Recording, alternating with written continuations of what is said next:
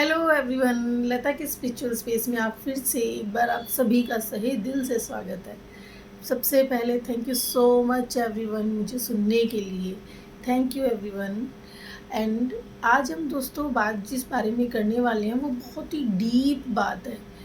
बहुत ही अंडरस्टैंडिंग के बाद मैं इस बात को समझ पाई हूँ कि एक्चुअली ये इस तरीके से हमारा जीवन काम करता है।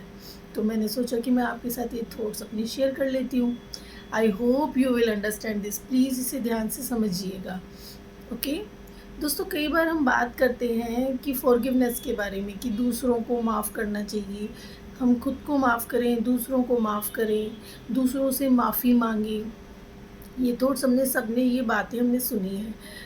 शुरू में मुझे भी ये लगता था कि हाँ, हमें सबसे पहले, ये तो सही बात है कि सबसे पहले शुरुआत माफ़ करने की किसकी होती है? खुद से।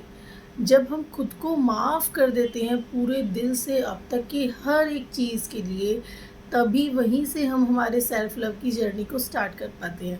ये तो सही बात है। बट जब बात आती है कि हमें दूसरों को भी माफ़ कर देना चाहिए, वहाँ पे मुझे थोड़ा-सा ऐसे लगा कि यार इसमें कुछ तो मुझे रिसर्च करना पड़ेगा, कुछ तो, क्योंकि हमने बहुत-बहुत अलग-अलग चीज़ों से, अलग-अलग जर्नी में अलग-अलग तरीके से सुनी है बातों को। तो इसमें मुझे क्या रियलाइज़ हुआ कि जब हम ऐसा बोलते हैं कि हमें दूसरों को माफ़ करना चाहिए, तब मेरे माइंड ने क्वेश्चन किया कि अगर हम ये बोल रहे हैं कि हम सभी सोल्स हैं, हम सभी एनर्जीज़ हैं अगर, तो फिर सब कुछ अगर प्रारब्ध है, सब जो भी दुनिया में हो रहा है वो सब प्रीडिस्टाइंड है। ये एक मूवी की तरह ड्रामा जो चल रहा है हमारी लाइफ में, और हम उसमें रोल्स प्ले कर रहे होते हैं। तो सब कुछ, जो भी इंसान कुछ भी हमारे साथ कर रहा होता है, वो ऑलरेडी प्रीडिस्टाइंड हमारे प्रीवियस कर्मों की वजह से हमें रिटर्न बैक मिल रहा होता है। तो अगर वो पहले हमने किया, उसके बाद वो हमें रिटर्न में मिल रहा है, तो फिर हम माफ़ी उस इंसान को कैसे दें? आप समझ रहे हो मैं आपको क्या बोलना चाह रही हूँ? कि मतलब हमने कोई गलती की थी और वो चीज़ पहले से प्रीडिस्टाइंड है, तो वो हमारे पास रिटर्न में आ रहा है, तो हम उसे किस लिए माफ़ करें? वो गलती तो हमारी ही थी ना पहले, तो हम उसे कैसे माफ़ कर रहे हैं? वो तो निमित्त है सिर्फ़। हमने जो मिस्टेक्स की थी उसका रिटर्न बैक वो हमें कर रहा है, तो उसमें गलती उसकी तो है ही नहीं। उसको तो ऑलरेडी उसको एक रोल मिला है इस जर्नी में कि आपको इस तरीके से, इस सोल के साथ इस तरीके से काम करना है। अगर मान लो हम एक स्पेसिफिक कोई भी एक इंसान लेकर चलते हैं, माना अगर वो कोई हमारे साथ कुछ गलत कर रहा है, तो वो तो हमारे लास्ट कर्मास का रिफ्लेक्ट है, लास्ट कर्मा का रिटर्न बैक है। तो वो तो निमित्त बनाया गया है ईश्वर के द्वारा कि आपने लास्ट बर्थ में ये किया था, तो उसके लिए अब आपको इस तरीके से उसका रिटर्न मिलेगा, और ये उसका निमित्त होगा। तो उस सोल का, उस एनर्जी का या उस इंसान का तो कोई फ़ॉल्ट ही नहीं है। उसे तो ऑलरेडी ऑलरेडी जो जो ये मूवी क्रिएट हुई है उसमें उसे वो रोल दिया गया है कि आपको इस तरह से करना है। उसे तो नॉलेज भी नहीं है, उसे तो पता भी नहीं है कि उसे वो इस हमारे साथ क्यों कर रहा है। ये तो उसे, जैसे हमें बहुत बार चीज़ों के बारे में नहीं पता होता कि हम उसके साथ ऐसा बिहेव क्यों कर रहे हैं। वो तो हमारे साथ इतना अच्छा है, फिर हम ऐसे क्यों बिहेव कर रहे हैं, हम उसको दिल क्यों दुखा रहे हैं, उसको हर्ट क्यों कर रहे हैं।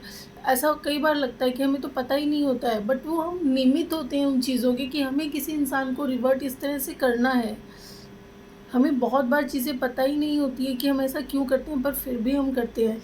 तो एक्चुअली मेरा थॉट ये था कि अगर वो इंसान निमित्त है, उसे ये रोल प्ले करने के लिए दिया गया है, निमित्त इन द सेंस कि ऑलरेडी उसे इस सृष्टि में ये रोल मिला है कि हमारे साथ उसे इस तरह बिहेव करना है, तो उसमें उसका तो कोई फ़ॉल्ट ही नहीं। उस सोल को चूज़ किया गया है हमें ये लेसन देने के लिए, तो हम उसको फ़ॉरगिव करने वाले कौन होते हैं?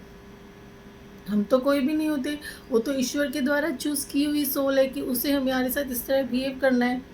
तो उसके लिए फिर मुझे ये समझ में आई, ये कंसेप्ट समझ में आया कि यस, हमें खुद को माफ़ तो करना ही चाहिए कि हमने इतने सारे कर्मास को अपने ऊपर लेते गए, हैवी बैगेज हम लेकर चलते हैं। फिर हम, हमारी इनर सोल, हमारी जो सोल जो इतनी प्योर और इतना हैप्पी रहना चाहती है, उसके साथ हम मिसबिहेव करते हैं। इसलिए हम खुद को तो माफ़ करें ही कि लास्ट किसी भी बर्थ में हमने अगर किसी के साथ कुछ गलत किया है, कुछ बुरा बोला है, अपने मन, कर्म, वचन किसी से भी अगर हमने गलत किया है, तो उसके लिए मैं माफ़ी माँगती हूँ ईश्वर से और खुद से।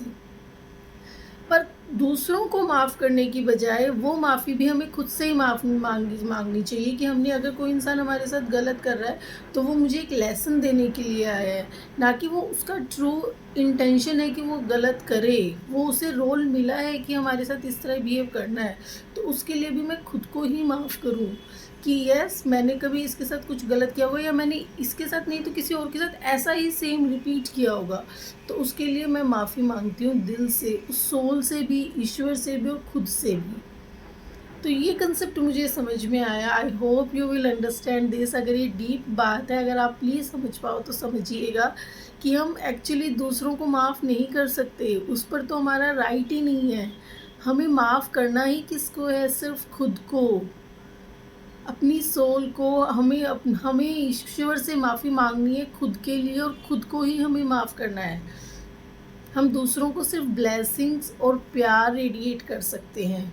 माफ़ी करने का राइट नहीं होता है कि हम किसी को माफ़ कर दें, नहीं, वो तो एक लेसन्स देने के लिए आए हैं और वो भी बहुत डिवाइन सोल्स हैं। अगर हम इस पर्सपेक्टिव से इस चीज़ को देखेंगे तो हमारी लाइफ बहुत स्मूथ हो जाएगी।